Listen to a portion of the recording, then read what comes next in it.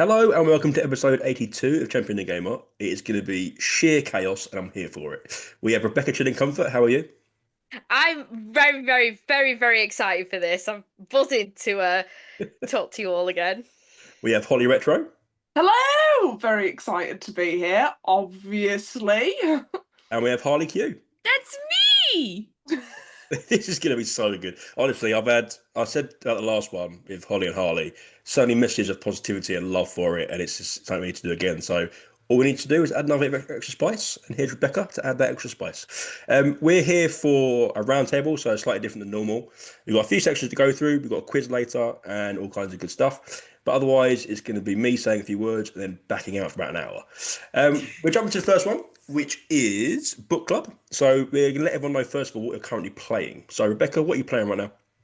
So I'm playing an array of things. So I'm currently streaming wise. I'm streaming the Winx Club on the PS2, which is chaos. I'm streaming Bratz Rhythm and Style, which came out a few weeks ago. And then just for leisure, I'm playing Coral Island, Stubbs the Zombie, Psychonauts 2, Balan's Wonderland, and Tomb Raider Chronicles. Can I ask how? Where's the time come from? Still off work. I'm going back to work soon, so I'm just making the absolute most of it. So I'm Stubbs just is playing so as much good as I though. can. Stubbs is amazing. Are you playing the remaster or the original? The remaster, the one on the PS5. Oh, okay. Because I played the original. I have the remaster. I just haven't played it. I enjoyed it so much. I like that you can fart as a zombie. That's hilarious to me. Stubbs What is else on could my you- radar. What else could you ask for than more than a farting zombie? All right. That's all I need in my life. Stubbs is And on the my sound- radar because the it's an original soundtrack? Xbox. Yes, it is. The soundtrack. Yeah. Chef's kiss. All right. Oh, I'm gonna get it all after this episode. It's getting ordered.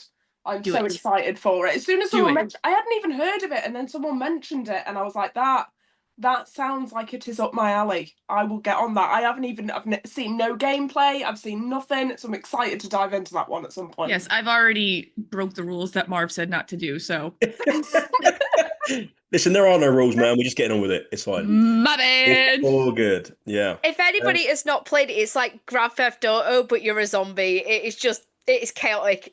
You'll love it. I'm sold. It's great. I'm sold. Take my money. Well, someone told me to play Lollipop Chainsaw, so I'm playing that, and that is madness. Yeah.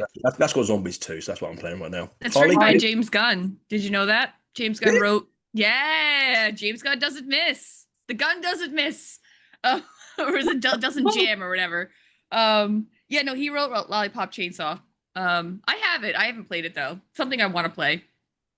if you're in for just a wild time, then because I got about 10 minutes in, I was like, "This is cool. This I know it's about a little bit, but it's fine." And then suddenly you'll run around with a head on your shoulder, on your hip. Yeah. I was like, Yeah, "Yeah, this is weird." sounds about correct. Yeah. Yeah. And it's one of those games where if you're not like we want to, belittle women in gaming, of course, we're here to celebrate that. But if you're playing that game for the first time and your wife walks in and you're playing the game as a girl that's got like school outfits on, it's not great. Harley, what are you playing right now? Actually, I just finished The Witcher 3 like a couple days ago. Nice. Yeah. So I have some things to say about the people who are complaining about The Witcher 4, especially with it being like a female protagonist. Did you play The Witcher 3? Like there are so many you know what? I'm going to start a rant if I start it. I'm not going to do that. I'm also playing Lost Judgments, which is from the like Yakuza series, and now I want to play all the Yakuza games. So I kind of screwed myself over there. And Stardew Valley because I live, eat, and breathe that stupid little farming sim game. Did you want to mention your like mess up of losing a day? Well, I'm always obviously I can't keep track of time. I was an hour late today, so No, I mean, man, are we on surprised? Stardew, right? Did you I'm lose just on saying- Stardew? I'm always losing time on Stardew. Like that's what I'm saying. Like you think that this whole like being an hour late to this like this isn't new for me. Apparently, I just suck at time management. And yet my favorite game is a time management game. Nothing makes sense. I'm looking forward to your Witcher 3 take though, because I'm excited. Was it the first time you played it? It was my first time, yeah. Amazing. Let's get into that later. Yeah. Loved it. Holly, you're Loved playing it. what? I am currently, well, as some of you might know, I am on a big original Xbox hype at the minute. So I've been playing through Blinks. I'm nearly done with Blinks, but it's taken me forever because I've fallen down the rabbit hole. I've fallen down the rabbit hole of 2 Point games. Have you played any of the 2 Point games? Did you play Theme Hospital? Yes. Yes. Yeah. That was the first game I streamed on Twitch, was the 2 Point Hospital. Bam. So yeah, 2 Point is effectively. Oh my god, I'm so far. I've bought every 2 Point game. They're so good. Obsessed. The museum one. Oh, it's my favourite. Marv, have you got any experience with like the series whatsoever?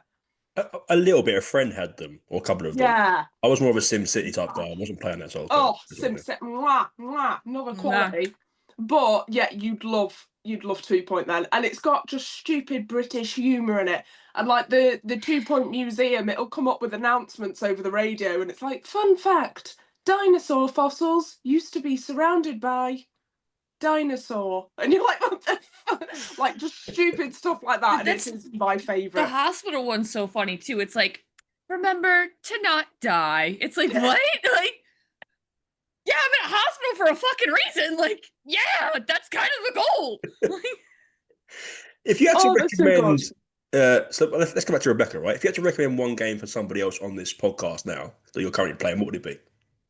I'm gonna just say Stubbs and Zombie because it's just it's hilarious. Like me and my boyfriend were just rolling about laughing because it's just so chaotic, but it's like PS2 graphics and it's just absolute madness. So yeah, definitely Stubbs and Zombie. Just play it.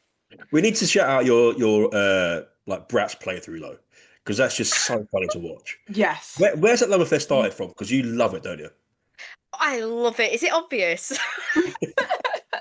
just a little. Do you know what? I always played it as a kid and it was just games that I always grew up with. And then when I started posting about it more on TikTok, loads of people have just kind of gone, oh my god, I used to play this and I remember doing this challenge and I remember when I struggled on this and my dad had to help me and stuff like that. So it's just kind of brought people together. So that's why I just love it so much. Anybody can enjoy it, even though it's like a girly game or whatever. There are bits of humor that, if you've never played those games before, there is something that you may like in them. But I love it so much. And then Harley, which games you're playing that would you suggest to other people? There's word there somewhere. Which game are you playing right now that you suggest? Did you say Holly or Harley? Either's fine. It's an issue for the whole entire podcast. I was gonna say because they sound very similar. Someone jump in. Can I call you H1 and H2? I'm gonna say Stardew Valley. I know. I should probably pick another game. I'm not gonna. But what game can keep me sitting for 5 hours when I've played it for over 500 hours? Easily Stardew Valley. So, plus I know how to mod it now, and that shit's hilarious. So, Stardew Valley. And then are we talking about Blinks then? Is that yours, Holly? Well, I suppose it's got to be really. However, I don't know if I can recommend Blinks or not. I do enjoy it, and I don't want to upset people because a lot of people, when I mention Blinks, go, "Oh my god, that was my childhood favourite. I loved Blinks."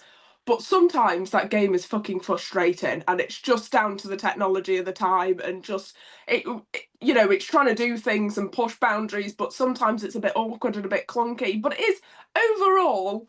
It's a good game, and if you've got an original Xbox, yeah, it's definitely one to pick up. But is that a 3D platformer, or what is exactly the game? Okay. It's effectively, yeah, it's a bit of a weird one, Blinks. It's quite cool, so it is different. So Blinks is, 3D platformer, but you've got time elements. So you're effectively a little bit, picture Luigi's Mansion with his fucking Hoover, basically. So you hoover up stuff, you throw that stuff at enemies that you've hoovered up with your Hoover. And then you can pick up gems as well, and the gems equate to time that you can use. So this is the cool bit. So you can like double yourself up, so you can make yourself a bit like, again, Luigi's Mansion. You get, I think it's Gooey or something in Luigi's Mansion, where you get a second version of yourself. You can pause time, you can rewind time. So those elements are quite cool, to be fair, but the way you have to get those elements is a little bit of a pain. You have to get a certain amount of gems, and sometimes those gems, if you get the wrong one, you've fucked all your gems up that you've collected previously. I would recommend it, but it is a bit of a bore. Like, I have heard the second one is better, so I'm excited to give that one a go. I think they've refined stuff a little bit. It's on Game Pass, It reminds me right? a bit of Astro. Sorry, go on, Marv. No, you go, Rebecca. Sorry, you go. So it reminds me a little bit of Astrobot because when you play Astrobot, he has all sorts of different power-ups, and it sounds like a little bit similar to that. A little bit, yeah. It's more it's all time based though, so it is time based mechanics. So you can pause time, or you can stop time, or rewind time, or like you're in fast forward and everything else is slowing down around you. Like it's a hard one to describe. There's a lot that goes on in that game. Actually, now I'm thinking about it and saying it out loud, I'm like, what is Blinks? Yeah, I was going to say, is that on Game Pass right now?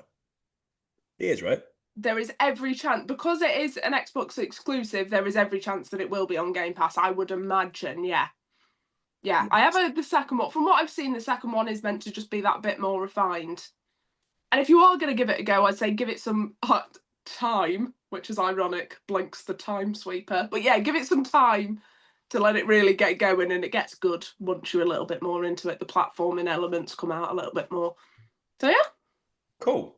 And then we'll move on from that then into the next logical phase, which is guest topics. So on this section, we do the guest bring in a topic forward and we have a bit of a chat about it. It can be serious, it can be fun, it can be quirky, it can be depressing, whichever one we want to do. Rebecca, you've got one that I know is going to be class. So pressure's on the other two. Harley, you got any ideas what you want to put forward? Are you saying I don't know why it No sounds the idea. same to me. I'm gonna get a sign and write Harley on it and get the one. It's the little Harley bit of Q. Have you it's got the any suggestions? little tiny bit of accent is just enough for me to be like, maybe it's me, maybe it's not. Harley. Yeah. Yeah. New Yorker. You Yeah. got it, New York. Yeah. Yeah. Harley Q. Any suggestions on a guest topic for Harley. Oh, okay. So for me, I'd probably just go right into. I'm gonna dive right into it because I mentioned The Witcher before and how people are complaining about like having to play Ciri in the next game. Like, did you even fucking play The Witcher 2? Like, did you even play it? Did anyone like? Did any of these people even play the game? Because like, one, you already play as Ciri in The Witcher 3. Like that's already established. So I don't know why we're all like fucking surprised. Like, oh no, heavens to Betchy, clutch my fucking pearls. We're playing a woman the whole game. Did you fucking play the other game? And then on top of that, what about all the other powerful sorceresses in that game? We have powerful bitches all up in the place, and suddenly you're like, nope, women can't do that. Don't like it. Makes me really mad. There were so many people calling to play as Yennefer more or play as Triss. Yeah. The same principle. Thank you. The part is not great in 3, but it's exciting for 4. Yeah. But it's just, I'm just listening to these people and they're like, oh, well, it's woke. Smack you with a bat, dude. What are you talking about?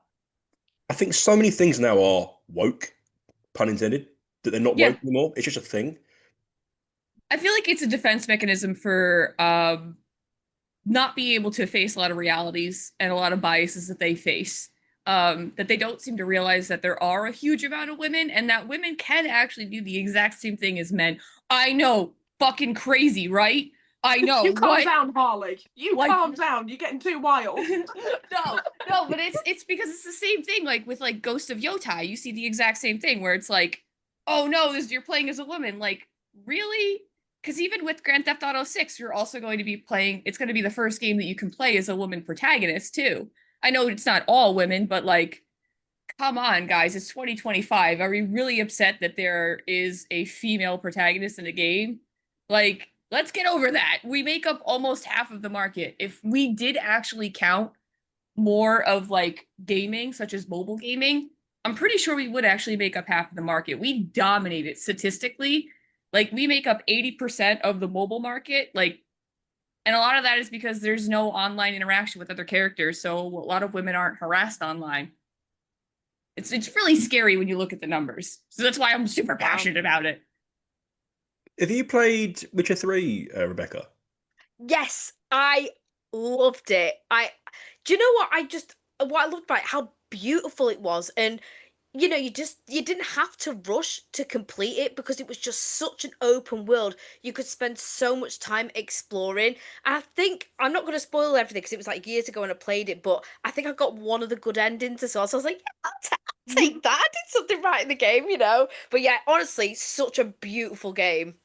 Because I'm glad you mentioned that, because it's going back on Harley's point, Harley Q's point.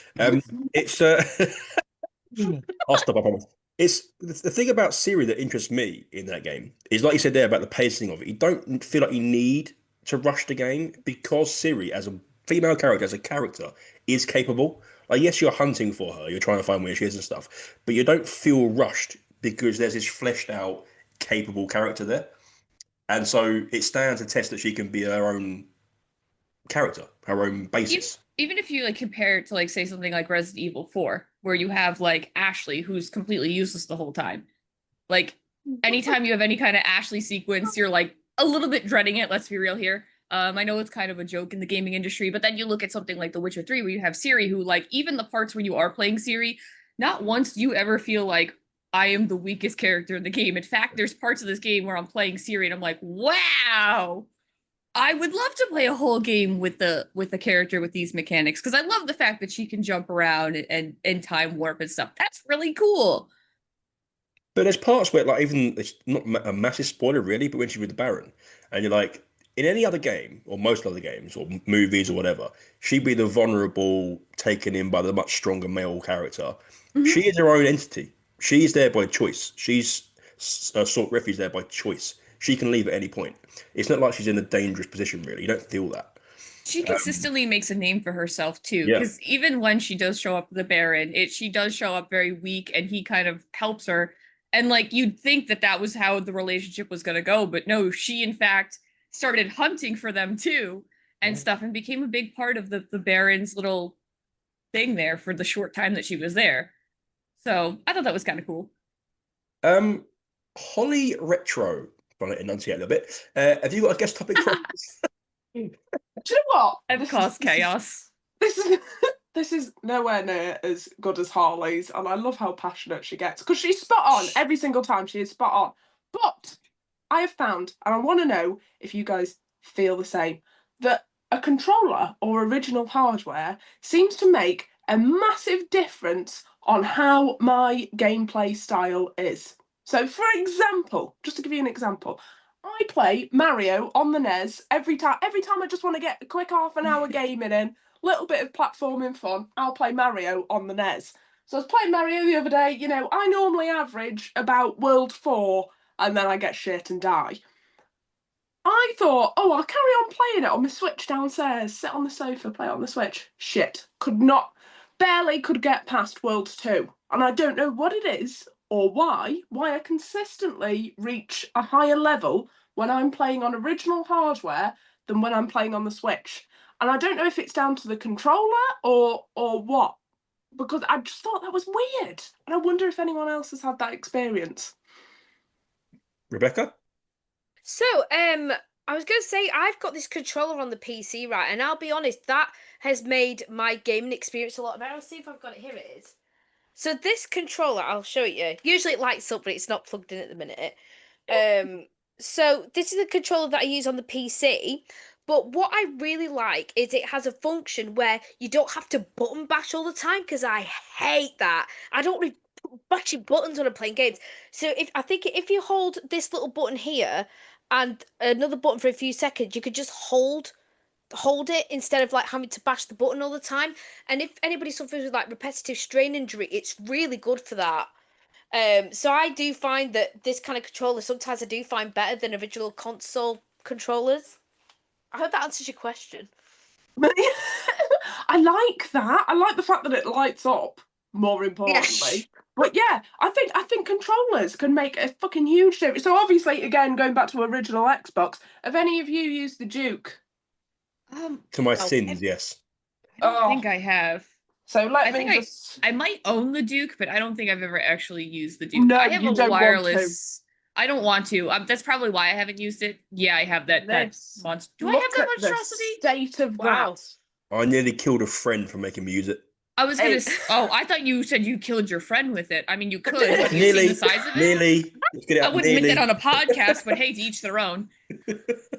Honestly, it's horrible. It's a horrible. The Duke for me is the worst controller I have ever used. I would take an N64 controller for every single console I own rather than this piece of shit. It makes my hands go numb. It's horrible. Well, I'll be honest with you. I use Retro Fighters. They're the wireless controllers. So I have. I only own 2 of them. So I own one for the N64 and one for my Xbox. And those things are so nice. Like they're just, it's a modern controller, holds the charge and everything wireless, but I still get to play everything on original hardware. So can't really complain about controllers. Nice. Yeah, I like that. Yeah. I had to. I will say, purchase with the wireless the S. though, there is a very slight delay. It's very minimal. Won't really notice it with like most of your retro games, but if you're someone who's like a psychopath, you may notice it. Like me, I notice it just a little bit. I was going to say, I don't think it, for me, would matter because my skill level wouldn't matter anyway. I wouldn't even notice. Holly, do you feel like with the gaming controllers and stuff, especially in 2025, have we reached a point where the controller is an underrated part of the experience? As in, like, we sort of take for granted that, like, it can actually affect how well we enjoy a game. Say that again. Sorry. So, obviously, you're chatting about controllers, right? And you hate some, you love some. Yeah. But are we at a point where we've sort of taken for granted the standard of them? Because they're pretty uniform now, aren't they? Yeah. But do we take for granted how much they can affect the experience of the game itself? I think so. Yeah, definitely. Well, it's just something. But on the flip side of that, I suppose when you look at Nintendo, sorry, Harley, sorry, I mentioned the N word. I already got mad today. Do you want me to keep getting mad? Do you want me to rant? When you look at Nintendo, they're selling the retro controllers for the Switch, aren't they? They did the same with the Wii U, I think, didn't they? I don't know, but they definitely did, like, for the Switch, they did that N64 wireless controller, and I was really mad about that. Not because it's like bad or anything. I just really wanted it. I couldn't get it. So I was a little jealous about that. Yeah. So yeah, I mean they've bought them back. So I suppose if you were to buy one of those and use one of those, then you could probably have a little bit of empathy towards, where controllers came from. But I mean, Virtual Boy. How about that? That would probably be a better example for what you're going for. God, the Virtual Boy accessory that Nintendo's coming out with. Again, not going to rant about Nintendo, but I'm just going to yeah, so they're creating another Virtual Boy that will work for your Switch. So you could play the Virtual Boy I want it. games. I hate the fact that I want it too. I hate it so much. It's a gimmick. I know it's a gimmick. And I'm suddenly turned into Fry from Futurama. I'm like, shut up and take my money. But I'm also like, no, I hate Nintendo. Screw you guys. My hate for Nintendo is just a little bit more passionate about my desire to want it. But the two are fighting each other. I'll be real with you. Rebecca, you said you've got a topic for us? Yeah, so I brought two today, but for this part, I actually spoke about this on with Good Game Dan and Poetic Surge, and it is something that is kind of, even though we discussed about it, I just want to kind of bring the discussion out further. But why isn't sign language represented in video games, and why isn't it an option? Because obviously we're moving forward with accessibility, but that part of the accessibility is still missing. Why is that? Yeah. Floor is open. It costs money. That's why. It costs money and they don't care. And they're all about their shareholders. That's the God's honest truth. But I will say that I love the fact that we are seeing a giant change in like adaptability. Like Xbox has a lot of adaptive controllers. And we're constantly seeing like third-party developers come up with third-party controllers that are good for people with special needs. Who may be disabled or may just like you, Rebecca, who may not want to hit the turbo button or have a turbo button so they don't have to, have carpal tunnel or something like that. But ultimately, it probably comes down to money. It usually does. But you do have cool games. Like I see a lot in like indie studios where they tend to be like the first to really implement a lot of things like that. Like if you look at a game like Coffee Talk, where the menu is completely customizable. And you can filter out certain things like that. And it just makes it accessible for a lot of players too.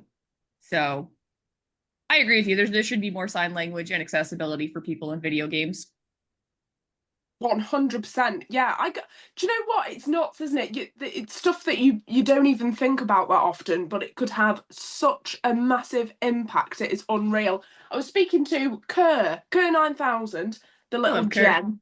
Saw that I was hunting for original Xbox games and sent me some over. And I'm like, listen, Kurt, you can't send me these for free. I'd feel absolutely awful. let me send you some money. He said no. I said, let me send you some money. He said no. I said, I will fucking send you some money. And he said, donate it to a charity. And I went, okay, I'll do that then. And the charity, sorry, I've got it in my email somewhere. The charity I sent the money to, because they're worth looking up, because by the looks of it, they do fantastic work. And special effects. So yeah, so Okay. they are a charity that basically help support people by giving them, access to these games and stuff like that. And I think that's so fantastic. And I didn't even know they existed, to be fair, but I think that's fantastic. Everyone should be able to experience these stories, and and just like the daft things, like, as a kid going into school and talking about the latest game. And I'd hate the idea that people would be left out of that. Is such a shame, isn't there? Especially, like, I mean, we all know there's some fantastic stories out there, and it's great, and it's been proven to help mental health and stuff like that. And the fact that people could be missing out on it is a real big shame. So yeah, I think that charity I'd definitely recommend people to look up. Yeah. I mean, Because as well, I was thinking there's two types of things that you could do. So like, if you know I think you guys will obviously know the ITO on the PS2, and obviously that was quite advanced for its time. But what if there was a game where you had to copy the signs on the screen and it would like capture your motion, and if you would do something correct, it would flag up green or whatever, and then if you were doing it slightly incorrectly, it would just show you again how to do it. But I think there must be a way that we can have that motion to learn sign language. And also, just imagine a game where all the characters were signing. All Ooh, of I them. like that. That Yeah, the would be closest cool. thing, well, it's so funny that the closest thing we have to anything with like hearing a game that reminds me of like hearing like disability is like The Quiet Man, which if you've ever heard of that game, it's the worst game ever made. It came out I think 2018. It was published by Square Enix. I know way too much about this game. The premise of the game is you have no hearing. Your character is deaf, which are like, oh, that sounds great, right? Except you get no audio for the whole game. You have to beat the game. And by the way, the game, the controls, everything is absolute garbage. It's a terrible game. So you have to play through this terrible game in order to unlock the audio. And then when you unlock the audio and you actually learn what the story is very meh. But Square Enix decided that in order to make the game more inclusive, because the character was deaf, they were going to remove the audio. And that was their way of doing inclusivity. It's like, no, that's not how that works. It's just a really bad game, and that's a really bad mechanic. And I don't know why you even decided to do that. Again, terrible game. If you want to have a good laugh, look up The Quiet Man. Quiet Man. I Yeah, think a no, lot of it as well is, like I said a minute ago, awareness. Because when you brought that up, Rebecca, I immediately thought of I forget what it's called. I'm going to have to look it up and share it. There's a cafe in Stratford in London that are doing signs. So rather than ordering verbally, you're encouraged to use a little, like you said there, on the screen instructions to copy the character and get it to go green. And if you get it to go green, it does the order for you. And it's like that is Oh so wow. cool because everyone that works there is deaf. Everyone that's there is hearing impaired. So you can talk to some of them if you have to, of course. They're not going to discriminate that way, but you're encouraged to do the signs and stuff. And I thought that makes so much sense as a game because, like you just said, if you have a game like the iToy used to be, where you copy, it goes green, you move on, whatever. It's kind of like a language tool, I guess. Like a even like look at like Nintendo games from like the mm, DS era. We have like the My Japanese Coach or like the language model coaches and things like that. Like I could absolutely see Nintendo, even though I don't like them, coming up with a game that is like, hey, let's my sign language, and it's like just doing the signs and everything. I think that would be cool. That's a game I would definitely would play. Have you seen Rebecca? Have you seen anything promising in that field that we haven't spoken about yet? No, I've not really seen anything. But the only reason why I really think about it is because I was deaf when I was younger, so I had something called glue ear. And it meant that I had to like have grommet in my ears, and I didn't speak till I was like 6 years old, so I had to go to an additional needs school and catch up and things like that. But if I hadn't had the glue ear done, I probably would have been signing today. So I feel like my awareness of that kind of thing is probably, I don't know, because of my experience. I notice it a bit more. But I think when I went on Steam to have a look a while ago, I think there was only like two games or something which had a tiny bit of signing in it. But yeah, I've really not seen much at all. Well, here's hoping we can get more because I think, like I said, just to wrap up a little bit, it's a very key thing that not a lot of us think about because we probably all know someone that's got some sort of impairment like that. You just take it for granted, don't you? Yeah. Yeah, Yeah. absolutely.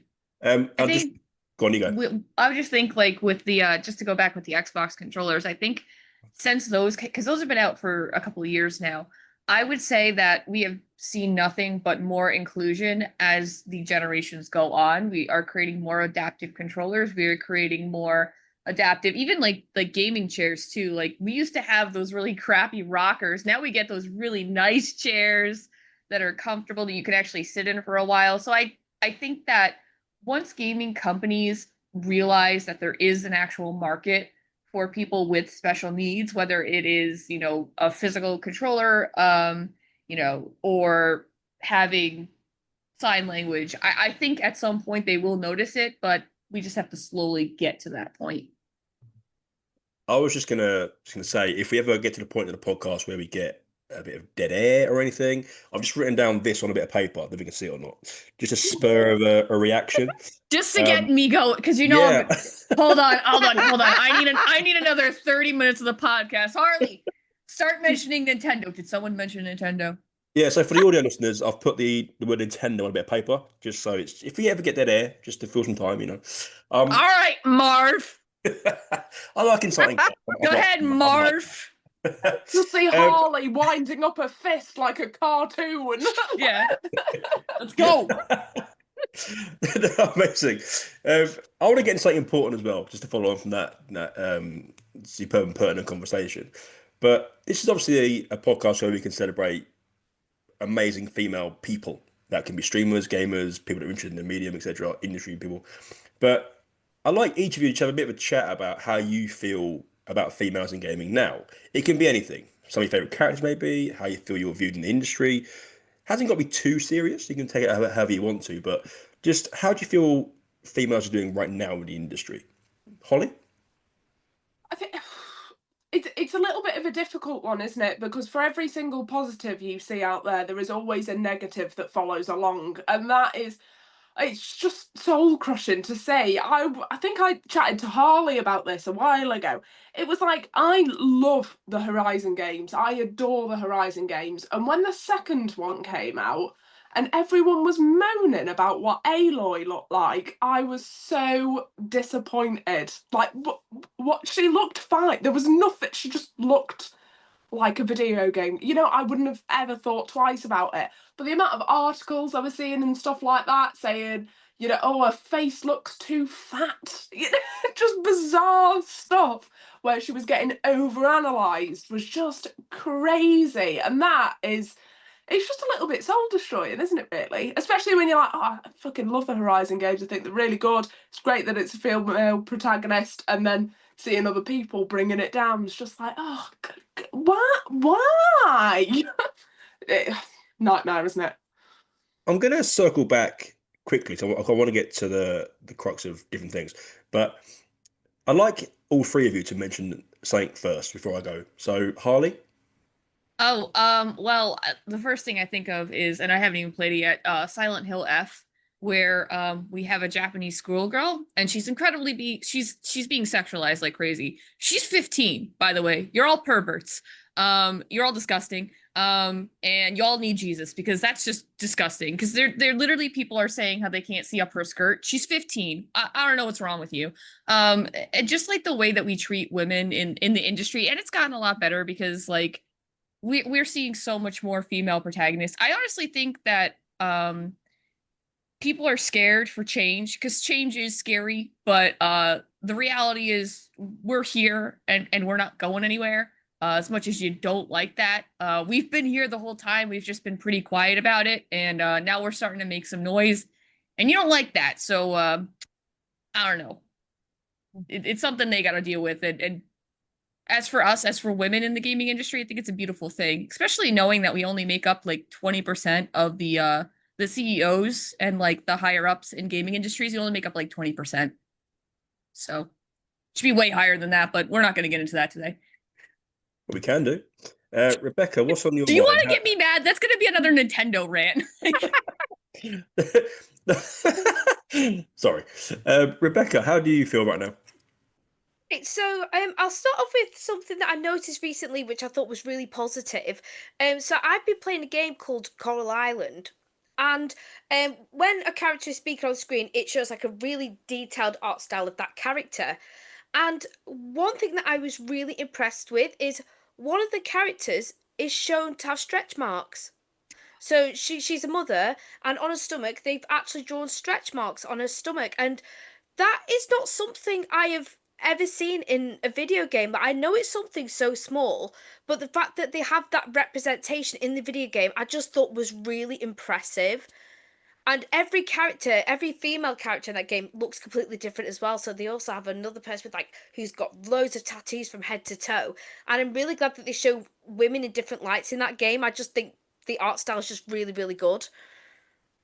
Well, that's You've the one thing got I liked about The Last of Us Part 2 was like I know everyone hated Abby, but I'm like, wow, finally a character that doesn't have huge knockers. Like, I don't, you know what I mean? Like, am I wrong? Like, because like look at a bunch of these other games. Like, I love Laura Croft, but like she was the queen of the big girls, you know. So The big old triangle. the big old triangles, you know. But the trying to be appropriate here. But you know, like it's true. Like we like the gaming industry likes to give us very voluptuous women. So it's like I love the fact that we get a girl with like jacked arms because women do actually look at that. Women do have stretch marks. You know, we're not all blonde bimbos with big boobs. So Well, I mean, just on that, obviously, I'll try and tread lightly. But like, it's on a more serious side of things. Like, I had Saint Michelle on Saint Michelle game. She's obviously a big lover of Tomb Raider, and yes. we discussed that. We discussed the fact that Lara Croft is kind of this weird. She's obviously feminine and strong and whatever. But the I mentioned Alicia Vikander's take on the role because she is someone that made herself functional for it, kind of like Abby was in Last of Us. She wasn't this prototypical super sexy, super whatever it was like stereotype. She was a functional working person. And that made me feel the movie was much better than what it was potentially going to be. And so I like that we see more characters like that. Even Aloy from before. I know obviously she's a bit younger and she grows up and stuff, but she isn't thrown in your face as this like, how can we sexualize this? She's just a badass character that wants to survive and discover She's more a stuff. bad bitch. Yeah. You And know, that's what I really like, and that's what I love about Tomb Raider, especially like the newer ones, because like one, they kind of tone down the whole like, you know, melons. But they also like show Laura in this very like vulnerable position where she's not doing the backflip. She doesn't have the double guns yet. Like she's literally getting her ass beat by Mother Nature and everything else on that island. And it's just a really cool story to like progress through. well, And I I played don't know, I those really this love year, it. didn't I? I played those Yeah. survival trilogy this year, and the moment of her getting the gun for the first time is a moment because Yes. you feel like you've worked your way to that point. She is developed as a person, as a character to that point. It isn't just thrown at you. Um, I want to kind of go around the houses a little bit, but we've got three like powerhouse, influential female streamers here, female gamers here, and so I think it's important people can hear your perspective. But Rebecca, what do you think has gotten better recently, and what do you think really needs to change? Like I said, just bringing up with the Coral Island stuff, I am glad that they are starting to show like imperfections on women. Like I said, like the stretch marks, they're beautiful. Let's show them. If you want to have like loads of tattoos, that's beautiful. We all don't have to be this perfect idea that we should be. I just feel like the more that we show imperfections, the better. So I feel like we're getting a little bit further that way and we're not just being stereotyped. But something that I mentioned before the podcast got recorded, this is something that I am a little bit concerned about. So um, this only came up like a couple of hours before we started recording, but basically there's an actress called Tilly Norwood, and she's had agencies interested in her acting, but she's an AI actress. And Mara Wilson, who was Matilda, Mhm. the main character, she was like, right, so they've used hundreds of different women's faces to make one human, but then they've not hired all those other actresses. And I think if they're going to start doing that in films, then what are they going to do with video games? you know what I mean? Like, you know, getting those Yeah. kind of jobs is so hard being a woman and getting jobs in video games the way it is. But if that AI stuff is going to continue, it's going to get even harder. Something needs to be put in place. There's a There's weird. no regulations for AI at all. Because like even I was mentioning before, with like Stan Lee, where they quite literally 2 months before Stan Lee died, they did a 3D model of him. And obviously 2 months before you die, you're probably not doing the best because I don't know exactly what Stan Lee died of. But basically signed this contract, and now he's being, you know, pushed around New York Comic Con as this, you know, 3D model AI thing that you can talk to. And it's just wrong. I don't know. It feels dirty. It's like, let the man rest in peace. It's bad enough that you guys have already exploited him enough. Because I'm a big comic book person. Stanley has been so disrespected from the comic book industry. Yeah. So just to see this, it's just such an insult. So even to see it like actresses and trying to push that stuff, it makes me upset too, because it's like when people try to say that the world was made by aliens. You know what I mean? It's like the story of humanity is so much more beautiful without having to put that alien thing in there. You know, like we have come so far as a society that we don't need to have the robots doing the acting for us. The robots should be making the coffee and vacuuming the floor. You know what I mean? Like make them so it can make our lives better, not take our jobs away, because you're taking away creativity. And you can try to replicate creativity with an algorithm as much as you want, but you're never going to be able to create something like that a human brain can. And that's really what bothers me about AI actresses, if that makes sense. Yeah. It just frustrates me because obviously I've got an acting background. I did 3 years of training, which was the hardest 3 years of my life. It's a grind, it's a competitive market. And the fact that now that these AI actresses are now considering being hired, it's taken so many jobs away from us. And it's a hard industry the way it is. So it made me a little bit cross when I read that this I afternoon. don't blame you. Because it's just Fuming. like we are so like it's just basically essentially stealing something that it likes from somebody else and saying this is mine now. And that's what it is. It's not a creative thing. It's not a creative thought. It's what we program it to do. I don't know. It's not as cool. Yeah, Not it's cool. sad, isn't it? Especially like I don't know, I have quite a few art pages pop up on TikTok and stuff, and there's one girl and I see it all the flipping time, and her artwork constantly gets stolen by AI because people in the style of so and so. Yep. So she will redraw those AI images, and they are a million times better. But that's not the only thing we're losing. If we use AI, you know, we're losing. I love, especially now in a world full of beautiful graphics, I love artsy style games. They're my Yes. favourite. You know, Wind Yes. Waker is a fabulous example. Okami's another really good example. Cell Mad World shading, on the yep. Wii is just a really good example, isn't it? Of all these creative, really different looking games. I mean, like Rebecca's mentioned, I've not played it myself. Is it Coral Island? Yeah. Yeah, Yeah. I haven't personally played it, but I've seen it, and obviously that the art style behind that is something just a little bit different, isn't it? You know, it's the fear we might lose that if we carry on down this AI rabbit hole that we're in, which just it's just sad, isn't it? Really? How do we feel about, and anyone can jump in right now, but how do we feel about how female streamers are treated now? Is there a shift in that realm? Is how do you feel like the gamers in general, not necessarily the industry people, but the gamers themselves are streaming? How are they treated now? So the actual number of female streamers is a lot less than you actually think it is. Like I know a lot of people think that like women just hop on gaming and play a few games and then make millions of dollars. If I did, do you think I'd be living the lifestyle I did? No. Wouldn't Like be here, would you? I wouldn't Listen, be here. Harley, you've got Wouldn't be Harley, you've here. got a lot of arcade machines behind you there. You are Oh, obviously yes. These are all 100% authentic and real. Look, I'm gonna play one right now. No, but I had this when I did Twitch, and I have the exact same thing when I do TikTok, where people just think that because I'm a live streamer, I suddenly make thousands upon thousands of dollars. Bro, I'm lucky if I make $5 a stream. Calm down. I do it for the love of the game, not because I want to make the bank. I think that we're incredibly sexualized. I've had people come in my stream and say some really weird things. One time I was wearing a somewhat low cup top, and someone said, "Wow, thanks for showing off your balloons," and then left. And I was like, "All right." It wasn't even that risky, but it was just like,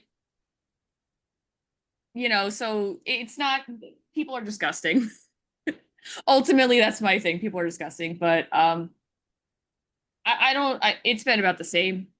The way that we treat them, they think that they just make all this money, and it's not true. The top percentage of streamers are men that make the most money, statistically. Before I follow up on that, because I've got a question. What's your take, Rebecca? Sorry, you cut out a bit. Say it again. I'll say before I follow up on that, because I've got a question. Just wonder what yours and Holly's take were on the perception like that. Holly, you go first. You look scared. Holly, you take the floor, Holly.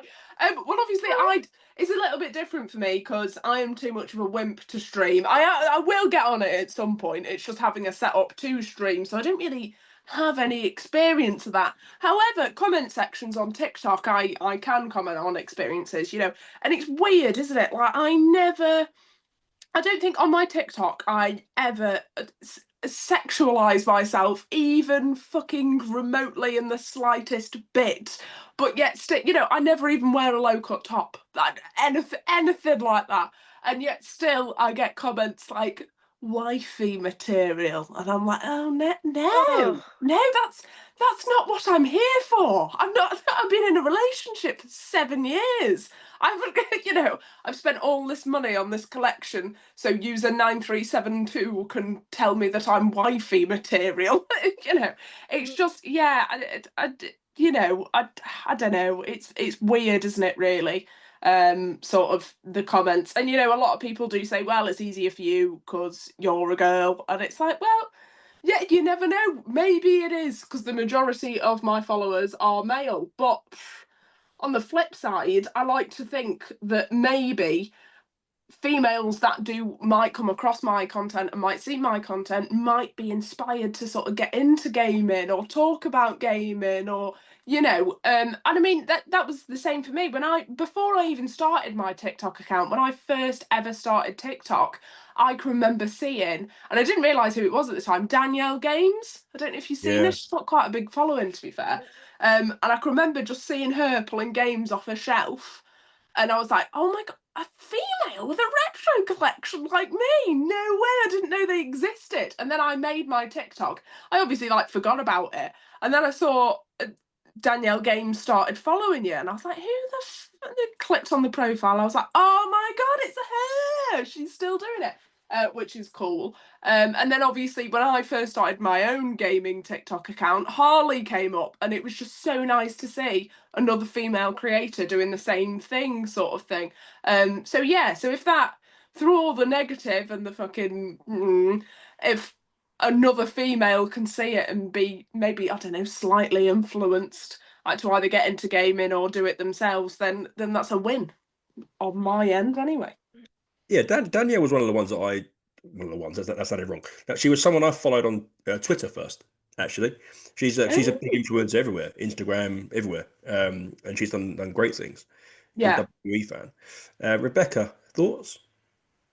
So, just speaking from personal experience, I would say about 90% of the time, it's been a really nice experience. So, there are people that have come back regularly, and everything's just a really nice vibe. But then you do get the odd people that just come in and try and spoil it. And not only it annoys the streamer, it annoys the people that have come to watch, which is really, really frustrating. So I'll tell you 2 comments that I've had, which really stuck with me. What's your BMI? That was yeah. I had one person say, "What's your BMI?" and I had somebody comment going, "Who let you out the kitchen?" Oh, I would have said your mom. I would have been like, your mom. After she made me a sandwich, bitch. I didn't respond. I just blocked, because that's what they want. You're better than me. They You're want so much better than that me. response. And I go, you know what? You're not worth my time of day. Just block. So I have had some not very nice things said, but you can't let that just stop everything that you do, because there are so many more positives. But going back 100%. to the subject matter, I do feel like that women are still treated differently when it comes to streaming. Like, I'm just playing Bratz Forever Diamonds. Why do you want to know what my BMI is? It's not important. Do you know what I mean? Right. No, also my percentage was wrong. I said it was 20%. It's actually 15% women. There's only Wow. 15% of women streamers. 90% are male. It's It's there's even lower. so much to dissect because I Yeah. was gonna follow up with a two-part question, I guess. There's two avenues that I'd hope would be growing in strength. One is obviously it takes a strong person to, whether you're male, female, whatever you are, right? It takes a Mhm. strong person to react, or react or not react to comments, and how you respond to those, whether you do it outwardly or you keep it to yourself and move on, is your own thing. But you need to be a strong person to do that. And I think sometimes that can get overlooked. And there's so many, especially women gamers, that I see that have the Sweet Towers is one. She lost a lot of weight recently, and she got so much abuse. It's like she's done something healthy. Why are we? Right. She did an amazing thing. We should be supporting her and Yeah, telling and her that it's she's and, amazing, because that is amazing. yeah, and there's this whole thing of there's that whole thing about the person themselves needing to be strong and needing to be resilient and everything. But I wonder from your point of view, do you see the outside voices, so other people, the support systems? If someone comes into your stream and puts a comment in, are you seeing more and more people going back at that person, or are you Yes, seeing more and more yes. support systems out there? Yes. I will say, like with TikTok, like I have been so blessed with both my community and just like random people who will come in and like, every once in a while we get some jerk who wants to like start stuff, and my community will come to bat, not even just for me, but for other people in the chat too. Because I've had like where a fight's broken out with two people are like disagreeing, and my chat's been calling the other person out, like, no, we don't talk to people like this. So it does give me a little bit in faith in humanity, a little bit, because ultimately what I've always wanted to do is create a loving and safe environment for people to come and have discussions about video games, and we can't do that if you're going to be a jerk. So for the most part, my chat and my community on even Discord too, so great. So it gives me a little bit of hope for the future. We had this thing where I've mentioned it on a few podcasts where nowadays viral stuff or popular stuff or popular people isn't necessarily always going to be in everyone's face like it used to be. If one person was viral, you knew of them. Whereas nowadays, virality can be different communities. You can be super, super popular and massive and successful in your little community, and those little communities are systems themselves. Holly and Rebecca, do you find that that is the case? Do you feel like these communities now are better moving forwards? I believe so. Like, just I know I mentioned like the Bratz games a lot, but that's how a lot of my community has started, and it's it's just so nice that I come on and my regular people like come back and they're like, oh my god, how was your week? Or say if somebody went to a concert last week, I'm like, oh, how was, I remember you went to a concert last week, how was it? So I am totally with you that having that community there, it just makes it more of a personal experience. So I love the community side of things, and I think that's the way it's going moving forward. Yeah. I agree. Can I just say as well, I've been, obviously I don't do a lot of show. I think I've streamed 3 times in my time on TikTok, but I have been in both your streams and it is so nice. I love the fact that you have both built up fantastic communities. Like every single time I've been in either of your streams, the chats go in, they're all so supportive of you. I chime in now and again and people will respond to me, and both of you, like credit where credit's due, guys. You have both done amazingly building these really nice communities, and yeah, fair play to you both. You've done so fantastically at it, and that round of applause to you both. I'm Like when glad I to see sorry, go on. No, I was just gonna say I'm glad to hear that from people that are obviously at the forefront of it. I'm glad to hear there is that belief that there is support people there. Like that people will speak up now if there's an issue or something's glaringly obvious that shouldn't be there. Because I think in the past it would be scary to jump out of, your seat and say something. Whereas now I think there's more and more of that about. Yeah, It's not I it's would not, it's not glorified say, enough, I don't think, in mainstream media, but I think it is yeah. there in those communities. I would even say like because a couple months ago when I did a video about women in gaming, because of course I must have got onto like the crazy I don't know, that pipeline. But I had that one guy who was like flipping out on me because I told him that women make up almost half of the gaming market. And TikTok came to bat for me. You guys came to bat for me. Every single one of you were like messaging me, making sure I was okay. That guy was really weird. He sent me like a bunch of messages. He threatened, he was like, wait till after work. All right, dude, you're not gonna do shit. I already know you're not gonna do shit. I know you're not gonna do shit. Your mom knows you're not gonna do shit. But hey, here we are.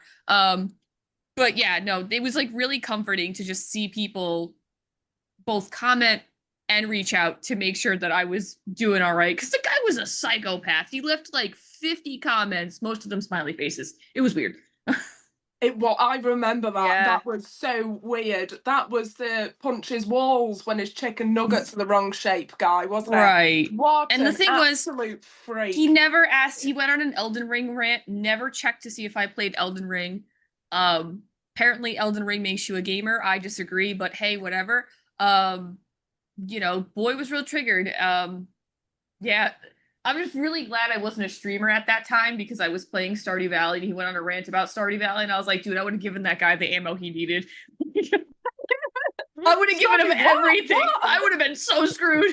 Like, One quick note then to finish, I suppose, and what's been a tremendous conversation because I think it's poignant, is if you were a parent now and your child was, let's say, anywhere from 10 to 18 in that span, and they started out on TikTok, on Instagram and everything, would you be scared? yes. Yeah. Yeah, absolutely. No, I wouldn't. I don't know if I would even. I struggle with this because, like, as a former teacher and like also an aunt who has like young babies or whatever who are all who go on YouTube and stuff like that.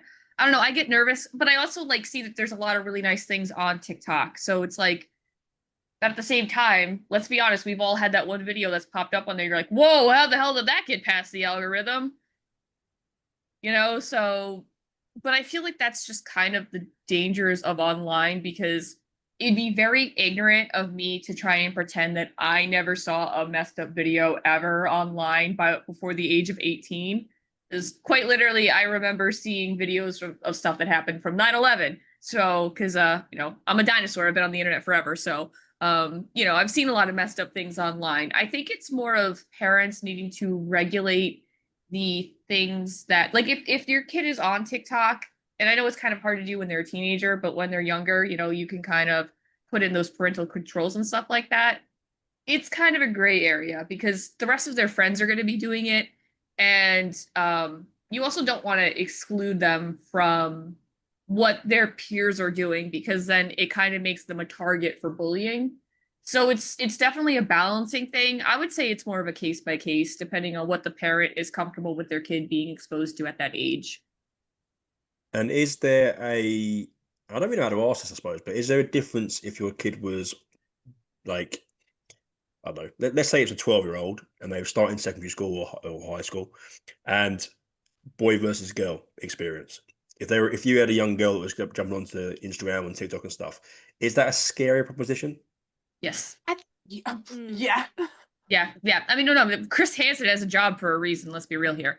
And I don't mean to be like, look at Roblox. Roblox is a perfect example because we are having a ton of child predators that are showing up on Roblox. And Roblox is like, you know what? If you're doing vigilante work, we're going to ban you from our servers instead of actually protecting our kids, which is really scary because, like, if you think about Roblox, for me, it was like the great value version of Minecraft. It was like if you didn't want to play Minecraft, you were playing shitty Roblox. So it's like, it's scary knowing that a game that is incredibly dominated by children has really inappropriate mini games in there that adults take advantage of and target children. Now, I know most of it is younger children, but like, men are disgusting, especially when it comes to teenage women. I mean, Silent Hill F is a great example of that. So that's all I got to say on that.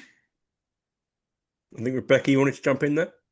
Yeah, like I've it's like one thing that kind of ruffles my feathers is like, say if there is somebody dancing on TikTok, I will just say particularly women, you'll get these like older, mainly blokes going 2 out of 10 next. I'm like, you're a pig. Who do you think you are? Like, you are scumbag. Just get off the app. Like, Just the fact that somebody goes, right, I'm going to make a decision now to be nasty to somebody online. Scum.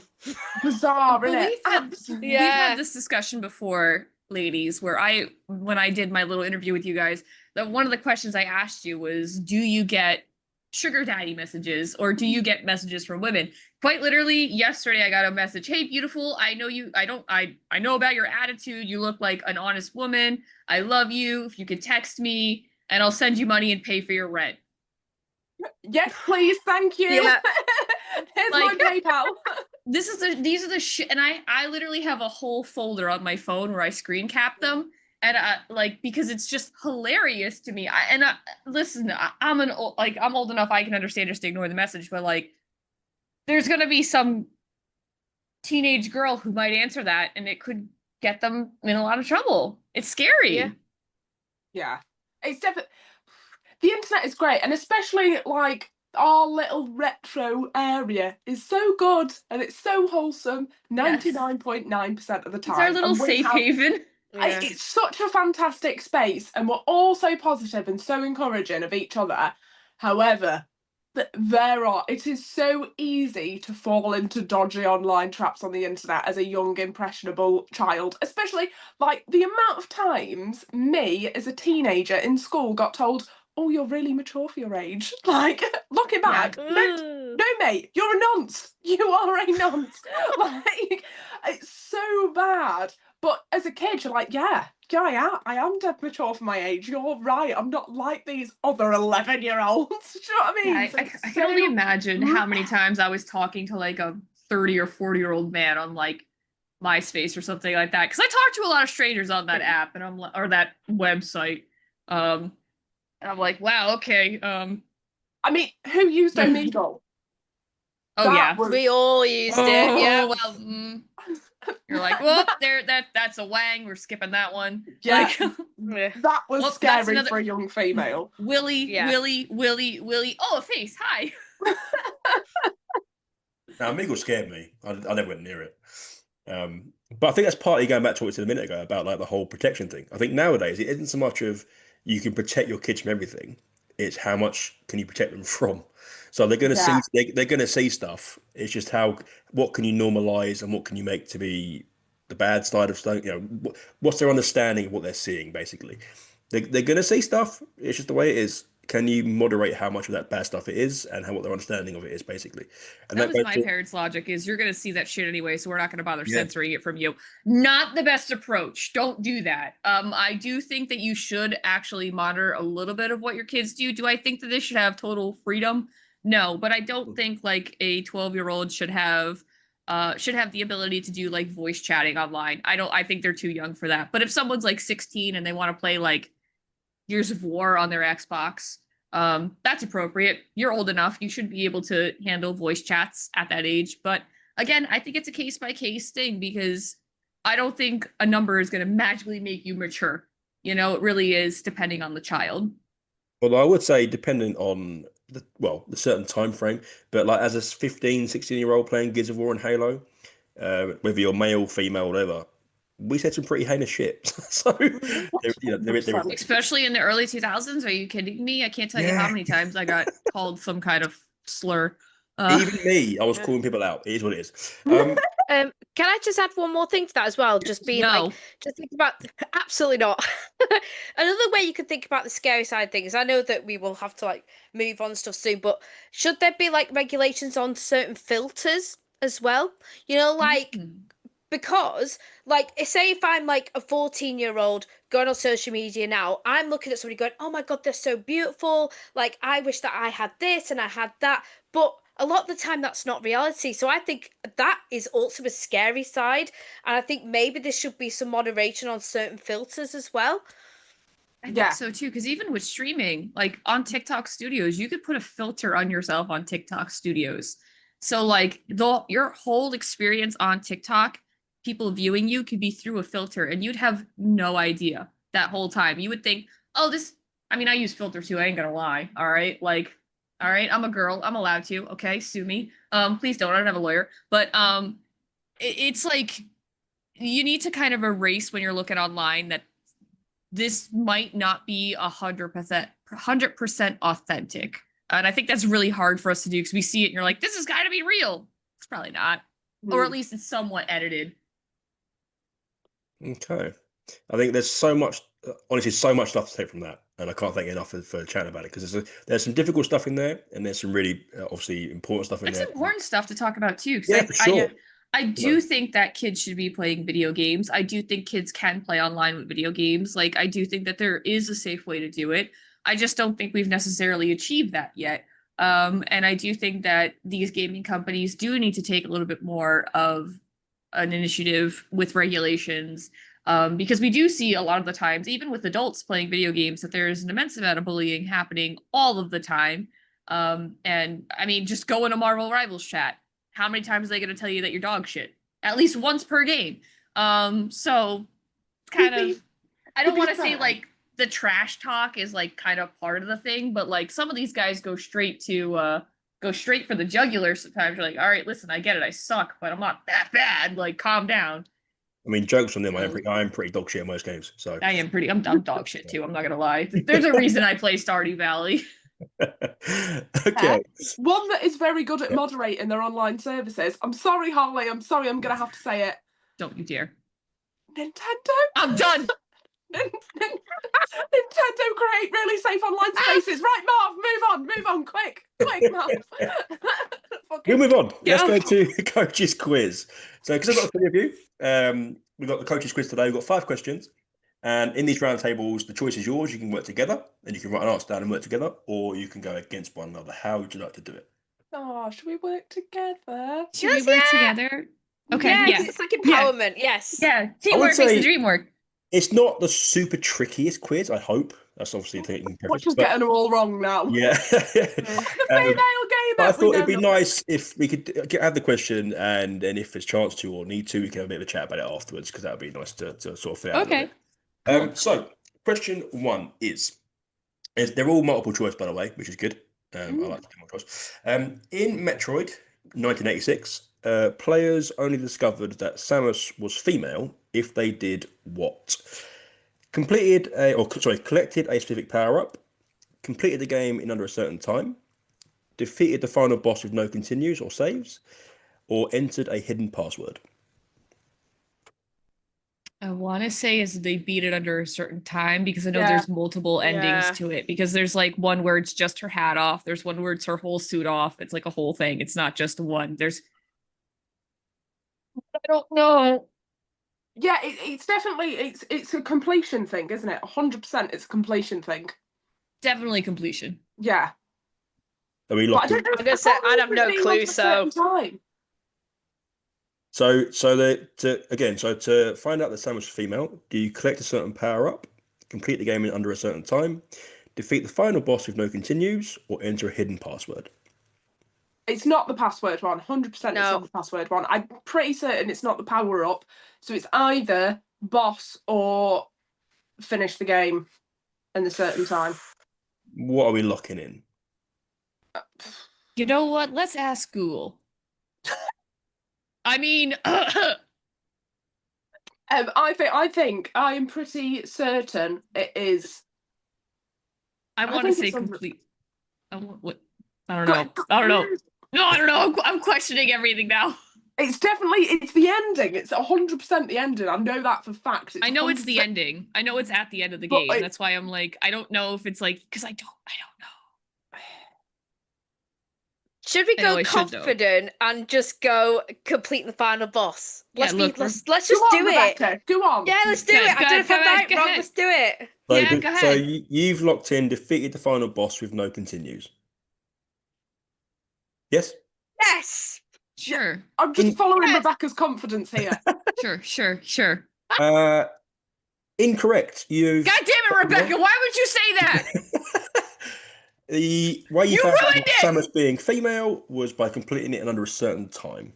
Oh, well done, Holly. I knew it was one of the two. You know what? I think we can all agree that it's Rebecca's fault. Yes.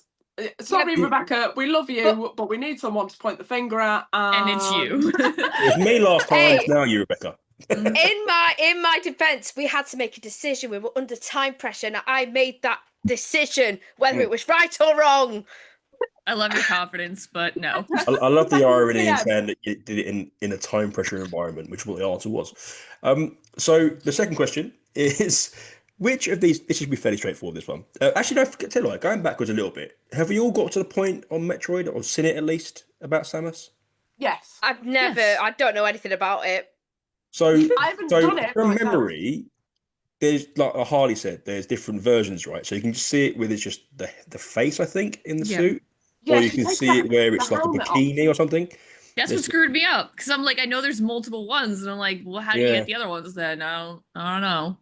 I'm I don't pretty have Metroid. I just spent a lot of time on the internet, so because the version I had was the idea that it was you played the whole game as her, but you didn't know it was a female, and then when you Yeah. completed it at a certain time, the game essentially is like a little Easter egg. Is Yeah. the game with her at the end finished with her standing there in a bikini, so you knew it was a female.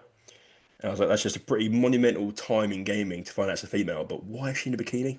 We don't need to know that. We don't need that.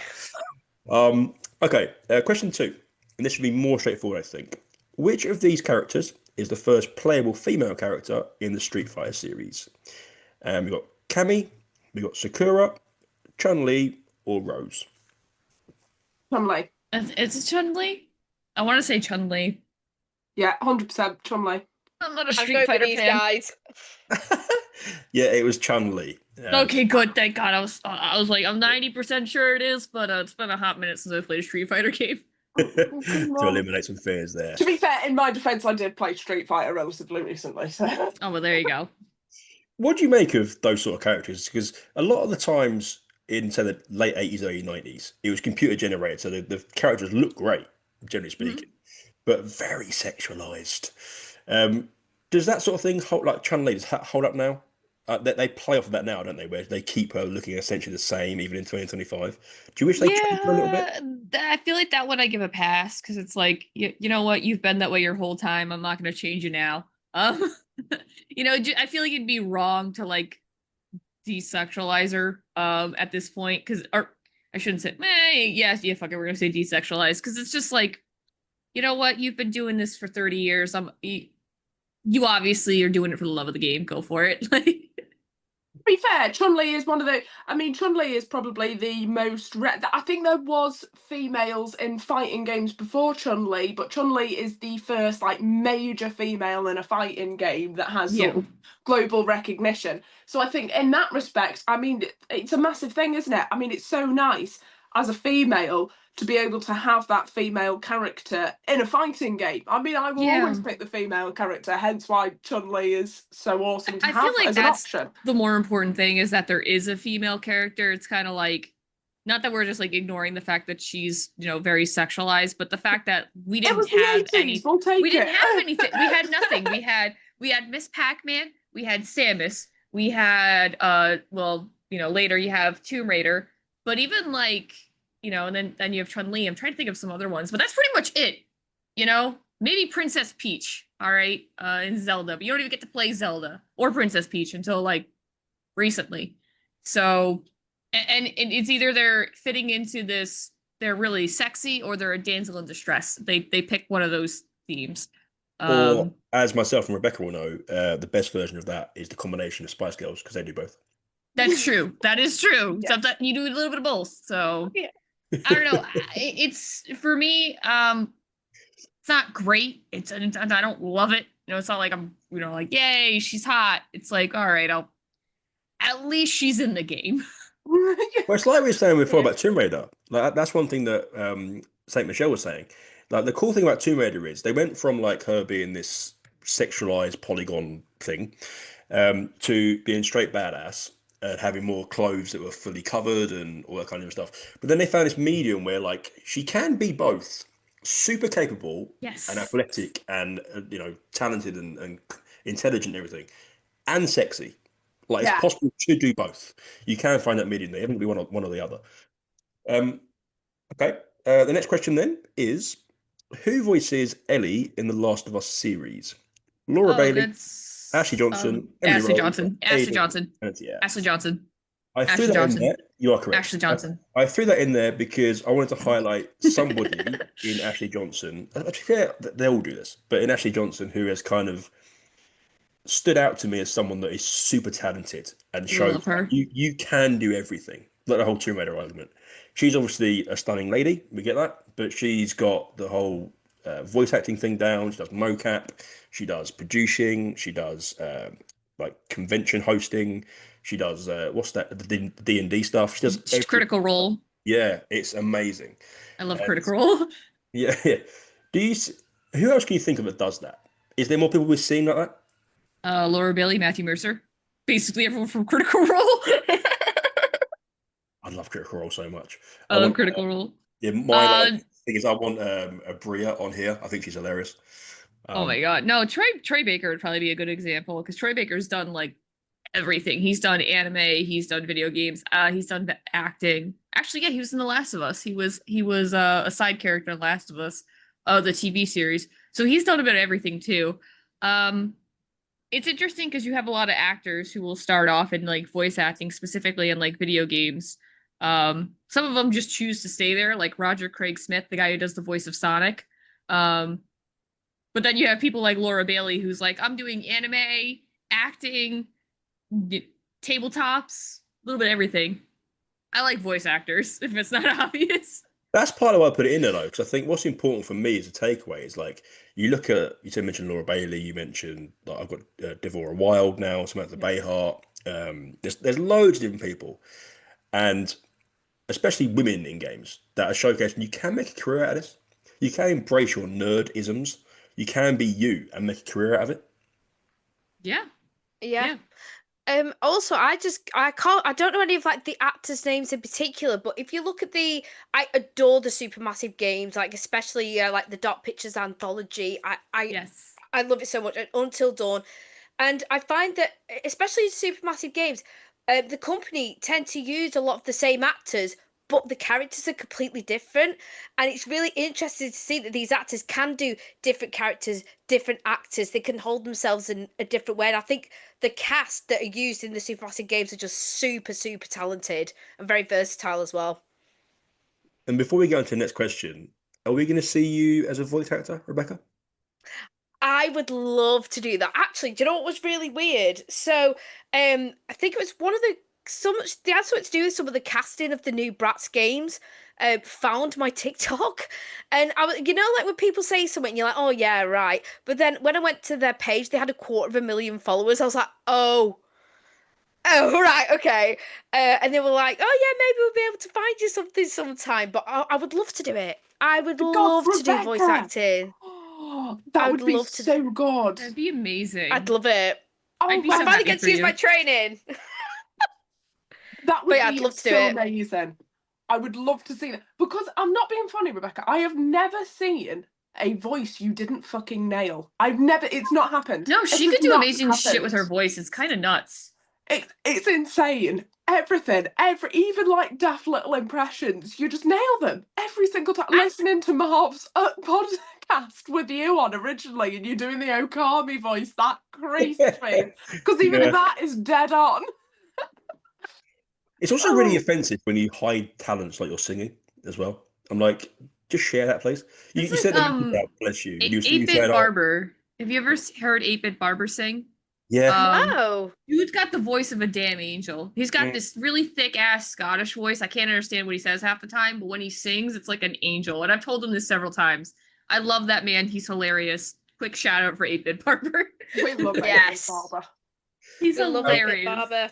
No, I was saying, because Rebecca, you sent a message out to everyone saying, oh, I'm stepping out my comfort zone here, doing a bit of karaoke. And I was, Mm-hmm. not that you prejudge ever, but I was like, this is going to Oh be my god, it was gorgeous. It was like a heavenly voice that came out. I'm sounded like, you all right, fell from okay. heaven. Like, see, it was amazing. Yeah, so It's like I'm Thank just gonna do something a little bit different, and then Yeah. sings this godly voice. I'm like, all right, Rebecca, chill. Dare you be And good, comfort Rebecca? gaming. God damn it. Well, it was always something that I liked doing, but I was always actually very uncomfortable doing it. Like when I was doing my final year module at uni, we had to sing, and I was absolutely terrified of doing it. And like it's only when I've got like a little bit older and a bit more confident, and because of this platform, I've gone, do you know what? I can push things out a bit and see if it works. So I am actually growing a bit of confidence in that. So thank you to you guys, because obviously it's something that I've been very insecure about, and I'm starting to kind of build that confidence up a bit more. It's nice Honestly, though. 'Cause it's like Holly was saying before, the retro gaming community, in a different way, of course, for me, because I feel like me a different way you would, has been that supportive and welcoming. It is scary jumping online, and so yes. it's nice to hear that you felt that support because it's giving you the confidence to do it. So it's good. Yeah, TikTok's I'll made me do a little bit more. too confident, though. I'll be about that. I don't really care about making a jackass of myself online anymore because I'm like, yeah, whatever. My friends are here. Like, I don't care. It's really not a big deal. But that's because you guys have made me comfortable. It's your fault. No, you guys have made me that way because you guys have just been, and that's most of the retro gaming community has just been so accepting and loving. That has just made me feel comfortable to be able to produce and do like unique topics, I like that. It's cool. Two more then. So Carol Shaw, she's often called the first video game designer, female video game designer. What is she best known for creating in 1982? And there's 4 games to choose from: Tropic Thunder, Sea Storm, Wave Rider, or River Raid. I ain't got a fuck knuckle of a clue. I haven't got a clue either. No That's idea. probably terrible. So No I'll do it again idea. for the listeners and do it again for yourselves. So Carol Shaw, often called the first female video game designer, is best known for creating which 1982 Activision title? So you've got Tropic Thunder, Sea Storm, Wave Rider, or River Raid. The second one.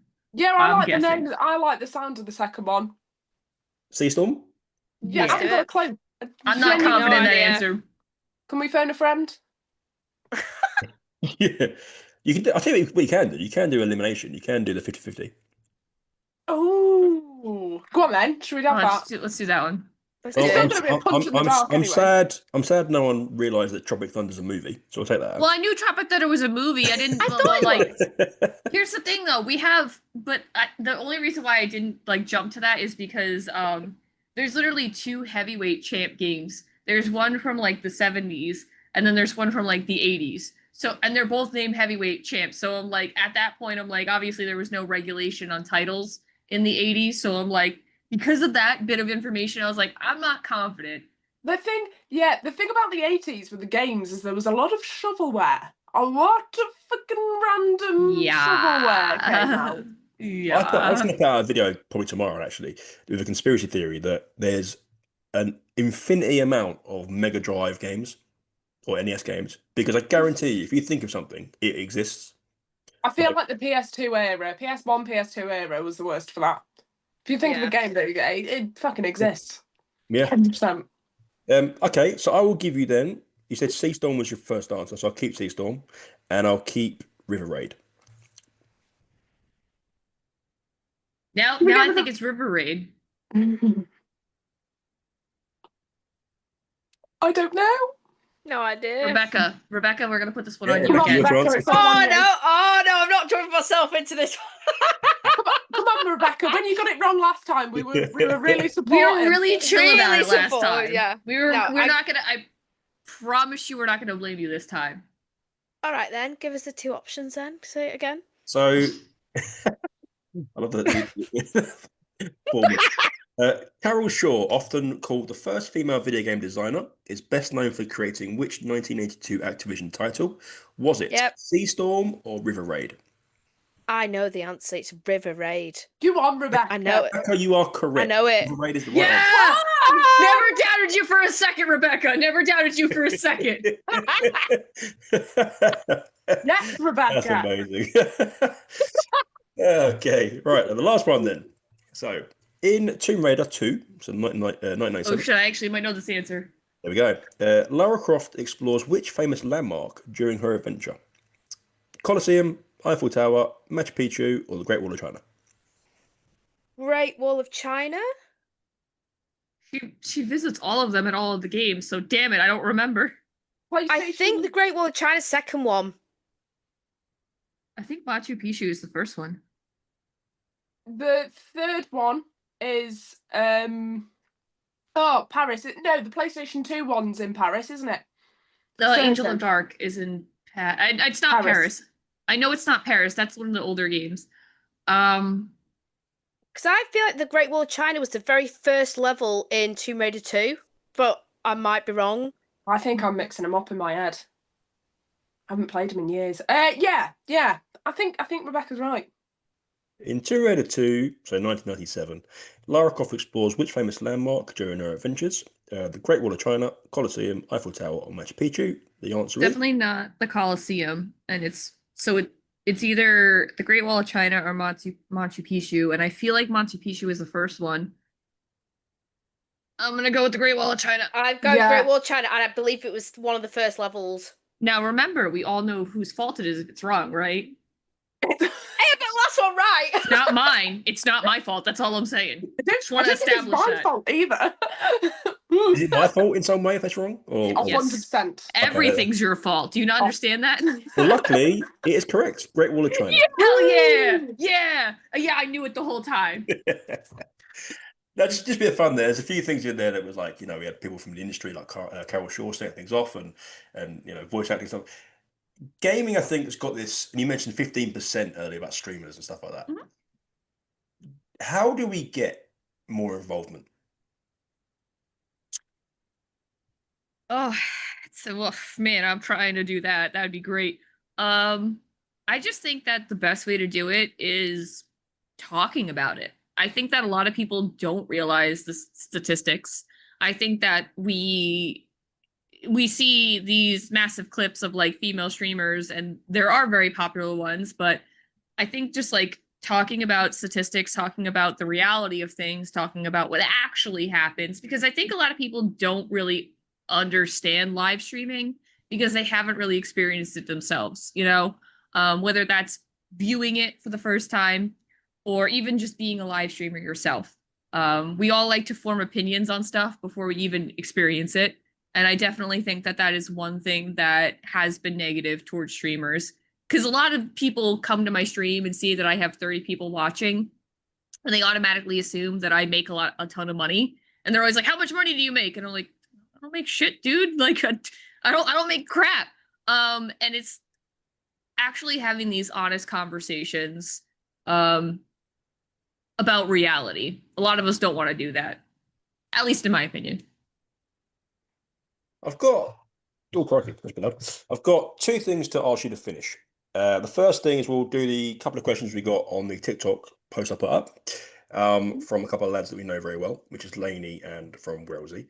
And what I love is they've really catered these to you guys, which is hilarious to me.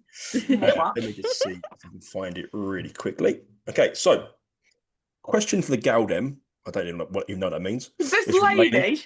Yeah. I already knew it was lady. I knew it was lady. Yeah. From Galdem. I was like, yeah, that's lady. You each have to pick a date for a triple date. It has to be from the last game you played. Who are you picking? Oh. Well, Rebecca's been playing Coral Island, so that seems like the fucking no-brainer, doesn't it? But it wasn't the last game that I played. The last one was Tomb Raider with my mum. Tomb Raider Chronicles. So you have Lara Croft and the bear that she's fighting. Yeah, that doesn't seem like the ideal holiday destination. No, it doesn't. No, maybe Stardew. It would be nice. We could all go round to Harley's farm. Oh, Sebastian. Go and meet Sebastian. Forget it, guys. Forget it. It's just going to be Sebastian all day, every day. We're going to be in his little basement. That's it. Surrounded by photographs of him. Yeah, photographs of nothing but portraits of him. Done. Sebastian. Answer. Done. Nice. And then Rosie's put, the guests all get together for a night out. Oh, Lord. He's put with collaboration. I'm guessing he means working together to figure it out.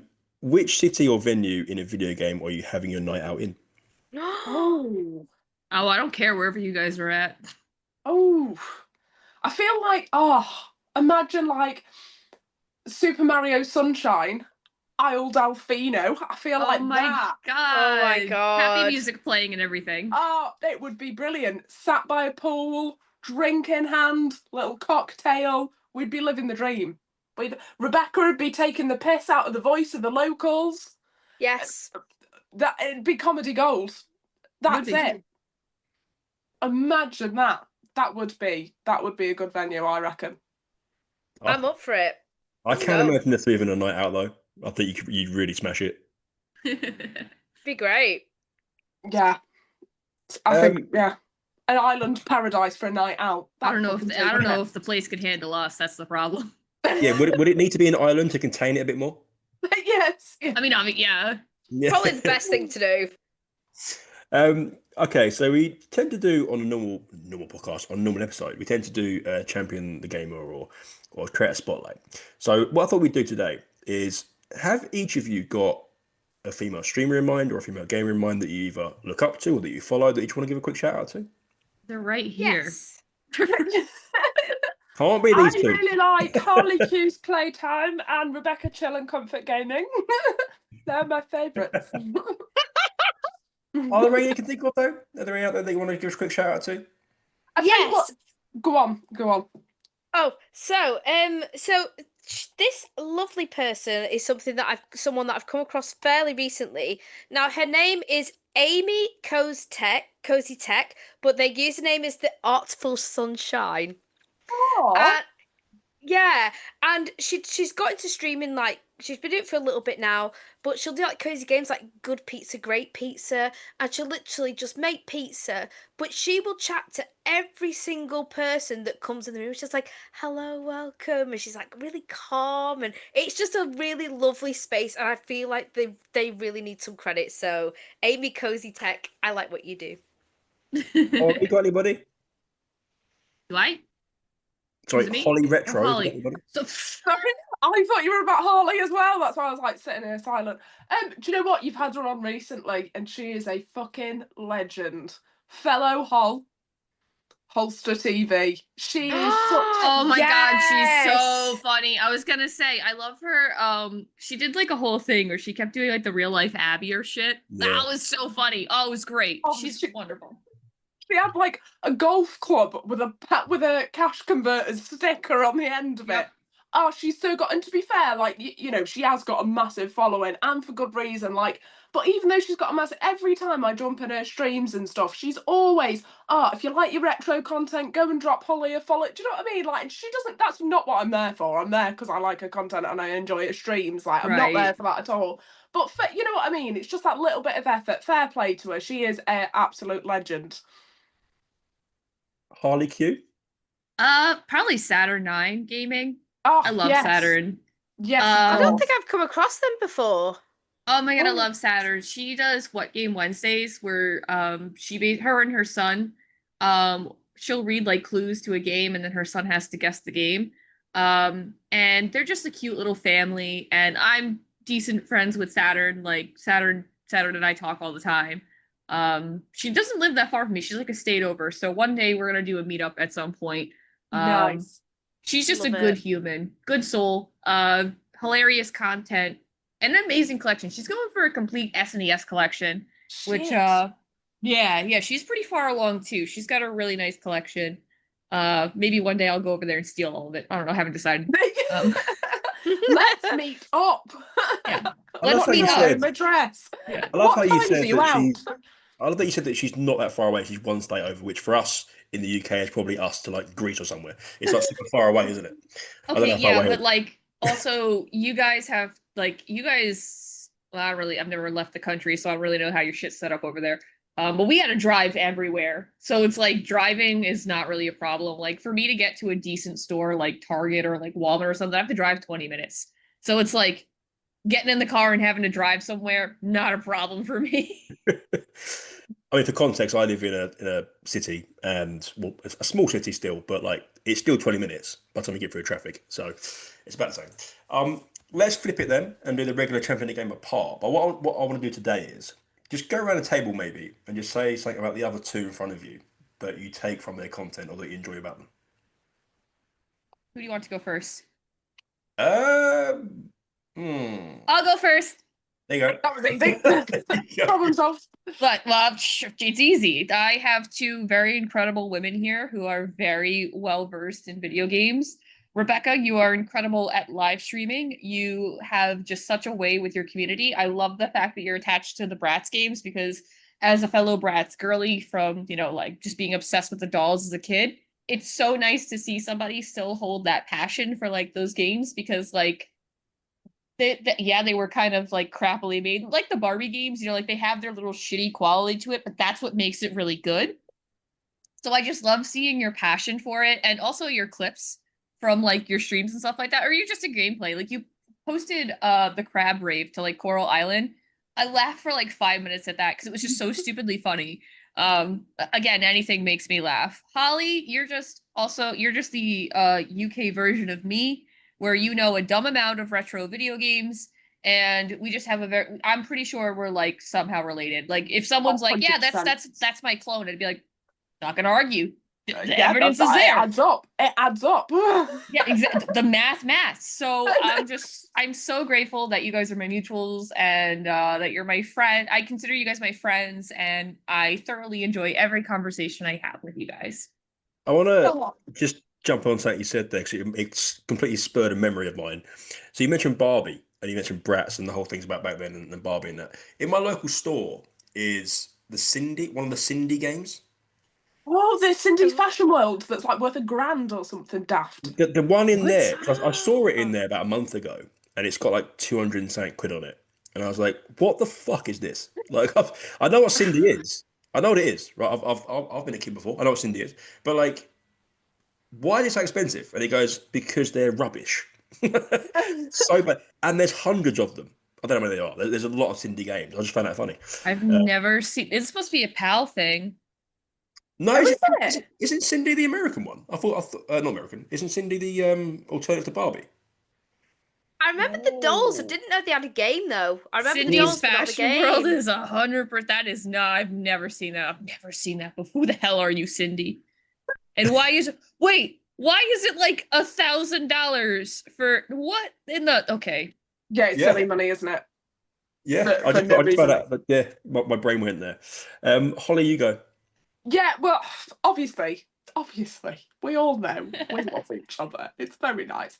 But these two, and especially like I said before, jumping in their streams and seeing them both, it's so fantastic to see that they've built off their. I mean, they're both such fantastic people with such fantastic personalities, and seeing them both grow and their streams grow has just been so fantastic to see other people appreciate them as well. And I just love that. Again, both fantastic. I mean, Rebecca is just a natural born entertainer. You can just smell it miles off. It is fantastic.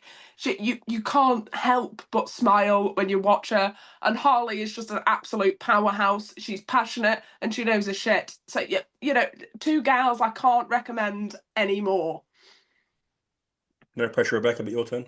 Like, I don't even know where to begin. So I've been on TikTok for a year now, and I've followed these two wonderful, wonderful women pretty much from the beginning, and these lovely, lovely content creators have like always been supportive of me as well, like always comment on my stuff and coming in the live streams. And Harley, I just love your Stardew Valley streams. I think because of the amount of enjoyment that I had on Stardew, and then seeing that somebody is a lot more passionate at Stardew Valley than I am, it's amazing. It's amazing to watch. And also, can I just say that you've managed, because I think you've been going live sort of fairly recent. Is that like a fairly recent thing? Yeah. It's only been like I think like 3 months I've been doing this. I haven't really been doing it that long. How quickly you have roped people in and like got people on your side, and you've made such a community so quickly. Like, it's crazy. It's weird because I mentioned that I did Twitch before this, and I did Twitch for like 2 years consistently, even longer than I did it, and with more effort. I show up on TikTok and I show up like half-assed most of the time. People are like there 100%. I'm like, all right, guess I actually have to be a streamer now. And Holly, can I say, you remind me, right, of my partner, because he is such a tinkerer. Like, he's always doing something. He's always trying to build something and always being really crafty. And you're always like, right, I'm gonna try and fix this. I don't know if it's gonna work, but I'm gonna do it anyway. Like, was it your PS3 that you were trying to do like a couple Oh months my back or God. something? Yeah. And I was like, my PS3 is broken. Like, can you come and fix my PlayStation? My disc thing is completely gone. But what I love about both of you is that you're very educational. You know a lot about gaming, whereas I'm not very educational on that front. I just like play games and enjoy them, but I don't know a lot about the history. And the fact that both of you get that history out there, but it's in a really fun way. That's what I really, really enjoy. So I'm really glad that I've met you two. Oh. How soppy is that? Oh, It's lovely though. It's another reason why I wanted to do this, because I think the three of you stand out amongst a crowd of people that I could have had, and hopefully down the line I will have. But I think from my perspective, the female side of gaming is represented so well on the spaces I see. So when I'm on my side of Instagram or TikTok or whatever, and I see this like to yourself, I know it's in a good place. And I think it's important that we can have conversations like we did, but also see that it can be fun as well. And there's different kind of personality stuff. And you just represent it so Yeah. well. So I think it was important for me to have that message put across to people. So massive thanks for doing this today. It's been really appreciated. Yeah. That's the Yeah. big thing. That's the fantastic thing that I love so much about TikTok is every single person, even though we might all be doing very similar things, every single person has their own different spin on it and their own different take on it and their own experience and opinions. And I love that. That variety is so brilliant. And the fact that we can come together and be like, well, I think Red Dead 2 shit. And everyone else is like, well, I think it's actually really good and you're wrong. And you know, but everyone's all right about it and everyone's sound about it. that's and because it's you're just, still stuck on the tutorial. You're still stuck in the 100%. snow. I know it. I know it. I already know it. 100%. Marv's there with me, aren't you, Marv? I'm not Don't stuck tell on me that. you've gone I just through couldn't it. be asked. There's a difference. Okay, I get that though. I tried to. Okay, so I really want to finish Red Dead Redemption 2 because I really enjoyed it. So I was like, all right, I'm gonna replay this. I had it for X. I mean, I still have it for Xbox, but I'm like, I'm gonna replay it on my PlayStation because I had it like free with like the online. And I got probably about 5 minutes into that snow part, and I was like, you know what? I understand why I never replayed this. Such a slog. I hate it when games do that. Why do games do that? Why are they such a slog? Why is it like, well, when you get a bit Just further give in, it'll be me good. the option to skip the Stardew Valley gives you the option to skip the tutorial. That's why it's the greatest game ever made. Bam. Facts. Bratz. Well, Even it Bratz doesn't faff around. It No. doesn't. Nope. And if you're too slow, they go, the triangle button. And I'm like, I love it. I love that. Oh, I love the this sass. sucks. I love when a game is sassy to you and you're like, all right, I don't like that, but stop. I like that. It's same Tomb Raider. It's Lara that does it to you, but in the most satirical British way ever. It's like, so Maybe I should try pushing that vape across hold that. on to the action line until I say stop, or like something like that. I forget Yeah. the exact line. Yeah. But she's like, jump and press the action button. I'm like, what the fuck's the action button? But all right. No, I want to give a massive thank you again for doing this. It's been illuminating in many ways, and I hope people can take something from it. I'm sure they can. I'll give everyone the same chance of every episode. Is there anything you want to finish with? Yeah, Nintendo sucks. Yeah. I feel as though I can't add anything to that. Do we all agree? Agreements, all right. Cool Yeah. cool IPs, but the company itself is trash. Cool. Now, like I say, it's been. I want that carved into my gravestone. Harley hates Nintendo. Nintendo. No, it's been fabulous. I can't thank you enough. I'll let you all depart now, and we'll see everybody on the next one.